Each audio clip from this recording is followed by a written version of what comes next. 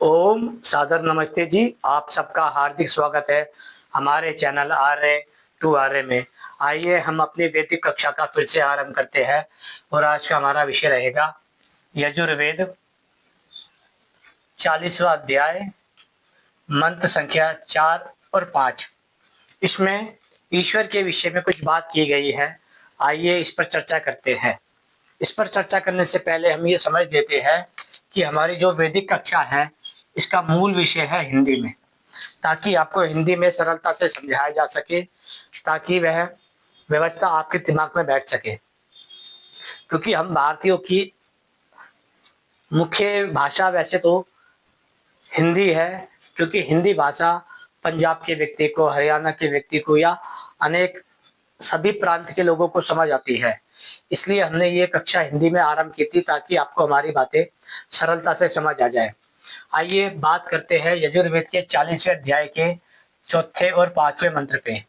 इसका जब हम आरंभ करते हैं तो पहले हमें पता चलता है भ्रम के बारे में। ये विषय लिया गया है ईश्वर के विषय में। ईश्वर को कहा गया है भ्रम। भ्रम ईश्वर को इसलिए कहा जाता है क्योंकि वह सृष्टि को निरंतर फैलाता जाता है। इसलिए उसे सीमा के दायरे से देखे तो अनंत भी कहा जाता है। इसलिए कहा जा सकता है कि जो ब्रह्म है, जो ईश्वर है, वह अनंत है। इसलिए इस वाक्य को समझने का प्रयास करते हैं हम कि ब्रह्म ब्रह्म के अनंत होने से जहां जहां मन जाता है वहां वहां ब्रह्म पहले से वर्तमान होता है। इसका अर्थ है मनुष्य का मन जिस जिस स्थान पर जाता है वहां वहां पर ब्रह्म यानी कि ईश्वर पहले से ही वर्तमान उपस्थित होता है। यदि मान लीजिए आपके मन में कोई विचार आया कि आप सूर्य लोक, चंद्रमा लोक, अमेरिका, जापान, चाइना, थाईलैंड या अनेक स्थान पर जाते हैं, तो आपको ये विचार आएगा कि हो सकता है कि ईश्वर एक स्थान पर हो, दूसरे पे ना हो, तीसरे पे हो और चौथे पे ना हो। तो इस बात का खंडन किया जा रहा है कि ईश्वर तो सब जगह वर्तमान होता है, यानी कि वह सभी जगह पे एक साथ एक रस में उपस्थित होता है। जब हम कहते हैं कि संसार में सबसे तेज गति किसकी है, तो लोगों के मन में अलग अलग प्रश्न आते हैं। कोई कहता है प्रकाश की गति तेज है, कोई कहता है सूर्य की गति तेज है, कोई कहता है अणु की गति तेज है, कोई कहता है वायु की गति तेज है, कोई कहता है अलग अलग प्रकार से। लेकिन हम मानते हैं कि मन की गति सबसे तेज है। जब मन एक सेकंड में यहाँ पर और अगले ही सेकंड में अमेरिका जैसे बड़े देश में भी जा सकता है, एक सेकंड में यहाँ पर और अनेक सेकंडों में सूर्य, चंद्रमा, अनेक नक्षत्रों की यात्रा कर सकता है। अब सोचिए कि मन को यहाँ से वहां तक जाने में कुछ सेकंड या कुछ पॉइंट तो लगेंगे ही, लेकिन यदि मान लीजिए एक स्थान से दूसरे स्थान में जाने में कुछ समय लगता, तो उस वस्तु को एक स्थान छोड़ के दूसरे स्थान जाना पड़ता है। यदि मान लीजिए आपके मन में अभी अमेरिका के बारे में, जापान के बारे में, चाइना के बारे में या भारत के किसी राज्य के बारे में कुछ मन में हलचल चल रही हो, तो आप जिस स्थान पर बैठे हैं आप उस स्थान पर उपस्थित नहीं होंगे, क्योंकि यह मन की व्यवस्था है। मन केवल एक ही विषय में लगता है, चाहे वह विषय आपके अपने आसपास का हो या दूर का हो। मन केवल और केवल एक ही विषय में लगता है। यदि आपने किसी चीज में मन लगा लिया है और आपको दूसरी चीज सुनाई दे रही है तो आपका ध्यान उस पर नहीं जाएगा। इसलिए कहा गया है कि ब्रह्म के अनंत होने से जहां जहां मन जाता है वहां वहां ब्रह्म पहले से वर्तमान यानी कि उपस्थित होता है। दूसरा विषय कहा गया है उसका विज्ञान शुद्ध मन से होता है। यहाँ जो विज्ञान शब्द लिया गया है उसका अर्थ है विशेष ज्ञान से, यानी कि उसका विशेष ज्ञान शुद्ध मन से होता है। इसका अर्थ समझ लीजिए कि उसका विज्ञान यानी कि विशेष ज्ञान शुद्ध मन से होता है। ये जो दोनों बातें हैं इसको समझने के लिए हम आपको एक संत की वाणी सुनाते हैं। संत का नाम है गुरु रैदास। रैदास जी कहते हैं कि यदि मनुष्य का मन चंगा है, यानी कि कहते हैं वह, मन चंगा तो कटोटी बीच गंगा, यानी कि जिस मनुष्य का मन यानी कि हृदय पवित्र है तो उसे ईश्वर के लिए जगह जगह पे स्थान स्थान पे भटकना नहीं पड़ता। जिसका मन पवित्र है, ईश्वर उसके मन में ही विनिवास करता है। इससे वह अपना दोहा लिखते हैं कि मन चंगा और कटोटी बीच गंगा। लेकिन बाद में कुछ लोगों ने उनकी उस पंक्ति का अर्थ कुछ और निकाला और उसमें पाखंड घुसेड़ दिया, जबकि इसका मूल अर्थ यही है कि यदि मनुष्य का मन पवित्र है, मन शुद्ध है, तो मनुष्य को ईश्वर के लिए जगह जगह भटकना नहीं पड़ता। इसलिए दो विषय बताए गए इसके अंदर। पहला कि भ्रम के अनंत होने से जहां जहां मन जाता है वहां वहां भ्रम पहले से वर्तमान यानी कि उपस्थित होता है। उसका विशेष ज्ञान शुद्ध मन से होता है। वह आप निश्चल है, वह आप निश्चल हुआ सब जीवों की नियम से चलाता और धारण करता है।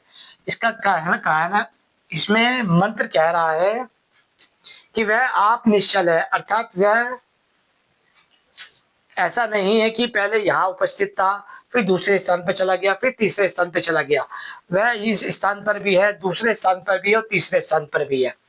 तो इसका अर्थ ये होता है ईश्वर यहाँ भी है, ईश्वर यहाँ भी है, ईश्वर यहाँ भी है, ईश्वर यहाँ भी है। ईश्वर सर्वव्यापक होने से चारों दिशाओं में है। ऐसा नहीं है कि वह एक दिशा को छोड़कर दूसरी दिशा की ओर जाएगा और दूसरी दिशा को छोड़कर चौथी या पांचवी दिशा की ओर जाएगा। वह एक रूप में फैला हुआ है। इसलिए कहा गया है कि वह आप निश्चल हुआ सब जीवों को नियम से चलाता और धारण करता है, यानी कि संसार को धारण करने वाला वह ब्रह्म यानी कि ईश्वर है। लेकिन मनुष्य उसे अनेक स्थानों पर, तीर्थों पे, मंदिरों में, गिरजाघरों में या अलग अलग स्थानों पर खोजता है, जिसका वेद निषेध कर रहा है। वह कहता है ब्रह्म के अनंत होने से जहां जहां मनुष्य का मन जाता है वहां वहां ब्रह्म पहले से वर्तमान अर्थात उपस्थित होता है। उसका विशेष ज्ञान शुद्ध मन से होता है। वह आप निश्चल हुआ सब जीवों को नियम से चलाता और धारण करता है, यानी कि ईश्वर ही संसार को धारण करने वाला है। दूसरा मंत्र आता है, यह मंत्र संख्या 4 है। अब मंत्र संख्या 5 में आता है, वह ब्रह्म मूल की दृष्टि में कंपता जैसा है।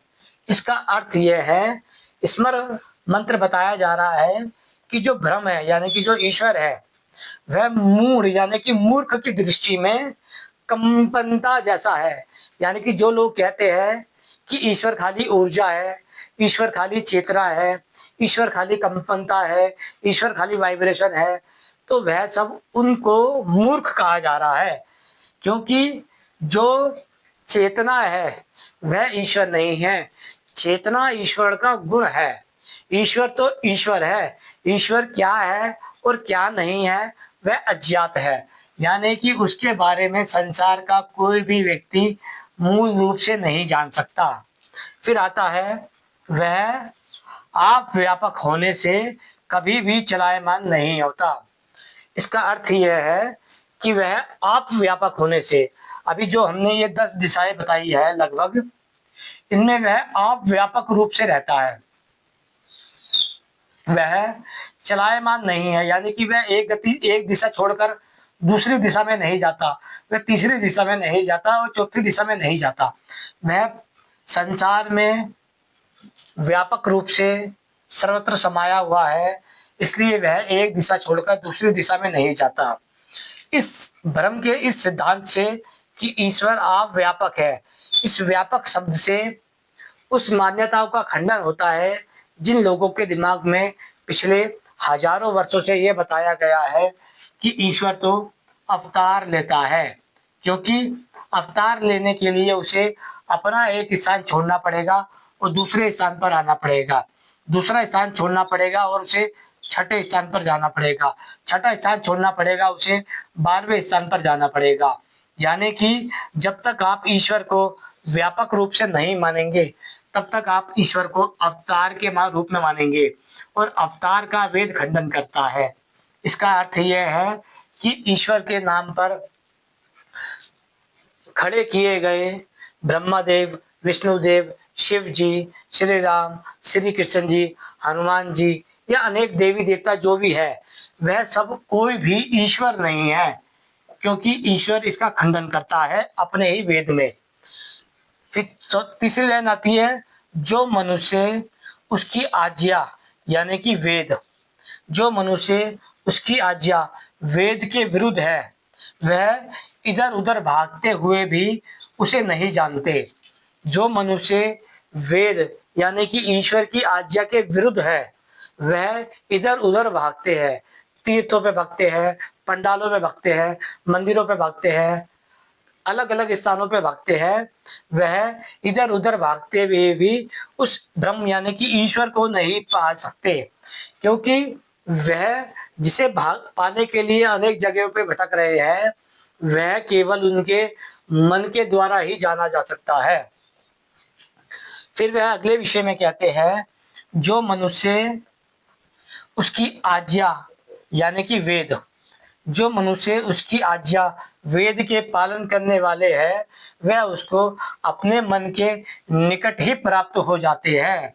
यानी कि जो लोग ईश्वर की आज्ञा वेद को जानने वाले हैं, वेद को मानने वाले हैं, वेद के विषय को समझने वाले हैं और वेद की बातों पर चलने वाले हैं, जो सत्य को सत्य, न्याय को न्याय, मानवता को मानवता, परोपकार को परोपकार कहने वाले हैं, समझने वाले हैं, मानने वाले हैं, वह सब ईश्वर के लिए अनेक स्थानों पर नहीं भटकते, क्योंकि जिसका मन स्थिर होता है वह तीर्थों पे, पंडालों में, जागरणों में या फिर मंदिरों में नहीं भटकता।